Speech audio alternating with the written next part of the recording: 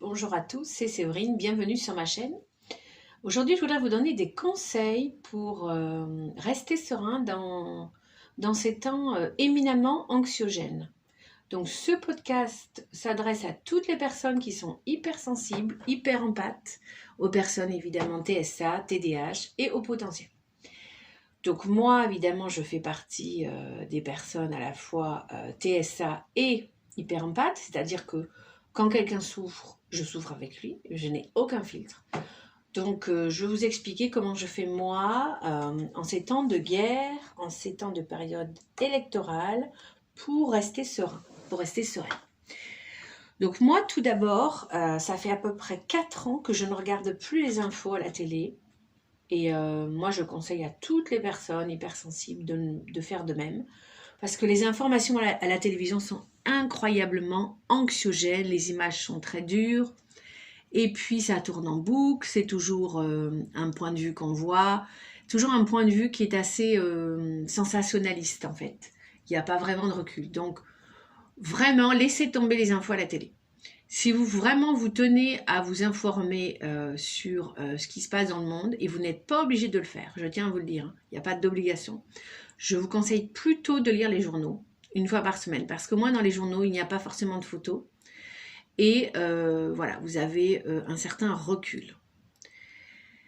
Maintenant, moi je vais vous dire ma citation personnelle, moi je m'inspire de Gandhi. Gandhi donc avait une œuvre très très importante à mener, une œuvre qui le dépassait, à savoir libérer l'Inde de l'impérialisme anglais.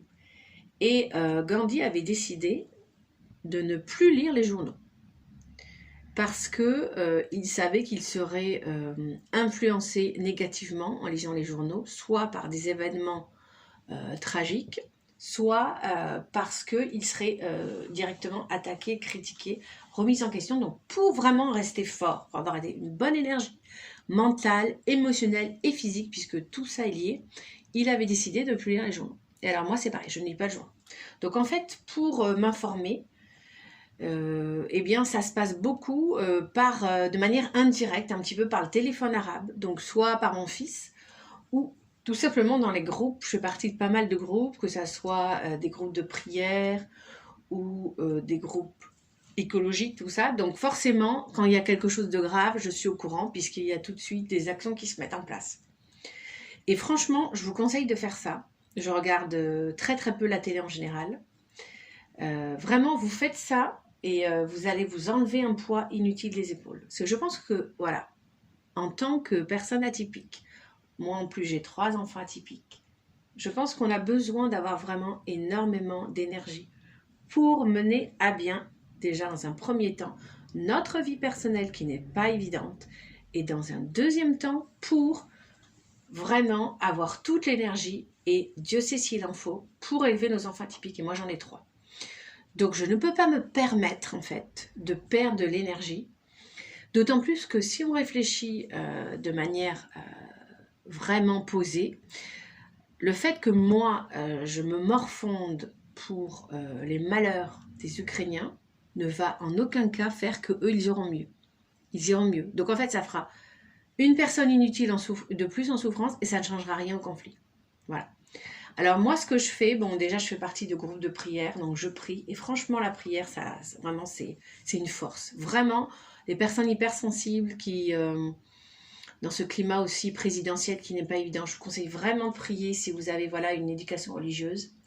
Et vraiment, vraiment la prière, c'est vraiment quelque chose qui me donne la force. Parce que je sais que voilà, Dieu nous soutient et qu'il est là. Et vraiment, on le voit d'ailleurs même dans les moments les plus atroces de l'histoire, dans les camps de concentration, vous avez des différentes figures, comme Ethel Ilsoum, qui étaient des personnes incroyablement croyantes, qui avaient la foi, et qui même dans ces moments-là arrivaient en fait à prier et à trouver la beauté même dans l'horreur.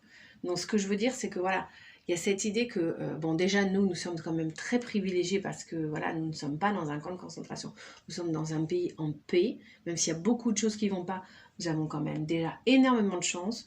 Moi je pense que une des façons en fait d'aider le monde de manière globale à aller mieux, c'est de rester soi-même positif. Donc déjà, soyons reconnaissants d'avoir un toit au-dessus de notre tête, soyons reconnaissants d'avoir à manger, d'avoir un lit, d'avoir de l'eau chaude.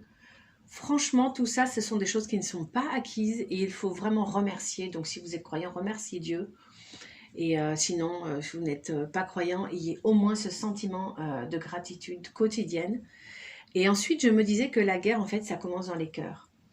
Parce que nous-mêmes, est-ce que quelque part, nous n'avons pas nos propres petites guerres quand nous ne sommes pas comme ça très sympathiques avec notre voisin parce qu'il nous agace, nous refusons de pardonner, nous sommes égoïstes. Moi, je pense qu'en fait, moi aussi, une des façons pour moi de lutter contre ce que j'appelle un petit peu l'esprit du mal, c'est vraiment